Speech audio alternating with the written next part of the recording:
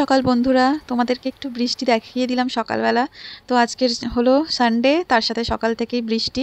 তো রান্নাঘরে ঢুকে পড়েছি। সকালবেলা সবাই আমরা ব্রেড বাটার খেয়েছি টিফিনে, সেই জন্য সেগুলো আর কিছু দেখাইনি। সরাসরি রান্নাঘরে ঢুকে পড়েছি তোমাদের সাথে কিছু রান্না শেয়ার করার জন্য। তো আজকে সানডে, তার সাথে বৃষ্টি পড়ছে। খিচুড়ি হলে ভালো হতো, আমি খিচুড়ি খেতে ভীষণ পছন্দ করি। তবে আমার ছেলে মেয়ে বর সবাই ওরা বলল না, আমরা ফ্রাইড রাইস আর চিকেন কষা খাবো। তো সেই কারণে এই সমস্ত জোগাড়জাত। তো এই মশলাপাতি এই সমস্ত কিছু দেখিয়ে নিলাম। চিকেন ধুয়ে রেখে দিয়েছি, চালটাও জলে ভিজিয়ে রেখে দিয়েছিলাম ধুয়ে আর কি। তো এই যে দেখো ভাত হয়ে গেছে। ছোটো ছোটো করে ক্লিপিং করে দেখাচ্ছি তোমাদেরকে, পুরোপুরি দেখাচ্ছি না, শুধু চিকেনের রেসিপিটা আমি তোমাদের সাথে শেয়ার করছি। তো দেখো কড়াইতে তেল গরম করে আলু আগে ভেজে তুলে রেখেছি, আর তার মধ্যে গোটা গরম মশলা, শুকনো লঙ্কা, তেজপাতা ফোড়ন দিয়ে দিয়েছি।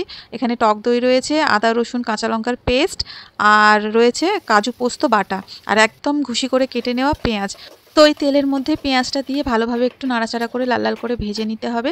তারপরে দেখো আদা রসুন কাঁচা লঙ্কার পেস্টটা দিয়ে ভালোভাবে মশলা কষিয়ে নিতে হবে তেল ছাড়া পর্যন্ত। এবার একে একে সমস্ত মশলা দিয়ে দিয়েছি।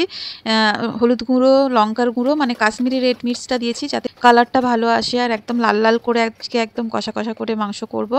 তো এই সমস্ত কিছু যা যা মশলা দিতে হয় বেসিক, সেগুলো দিয়ে দিয়েছি। নুন, চিনি, আর লাস্টে দিয়েছি দেখো টক দই দিয়ে ভালো করে আবারও মশলাটাকে কষিয়ে নিলাম। আর বাইরে দেখো অনবরত বৃষ্টি হয়ে যাচ্ছে, আমাদের গলিতে পুরো জলে জল জল পুরো ভর্তি হয়ে রয়েছে একদম।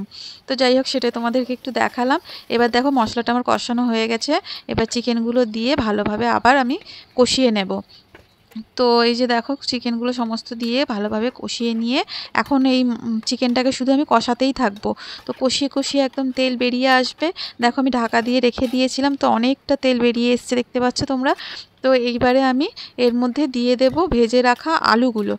তো যেহেতু চন্দ্রমুখী আলু আর ভেজে আমি রেখেছিলাম, সেই জন্য আলু আগে দিইনি, আলুটা আমি পরে দিচ্ছি। মাংসটা 80% কুক হয়ে গেছে, এবার আলুটা দিয়ে দিয়েছি। এখন একটু ঢাকা চাপা দিয়ে রাখবো। এবার একদম দেখো শেষে দিচ্ছি পোস্ত কাজু বাটাটা।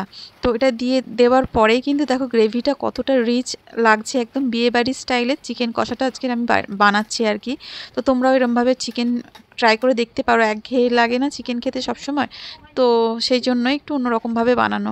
দেখো তো এইদিকে বসে পড়েছি মানে লাঞ্চ করতে।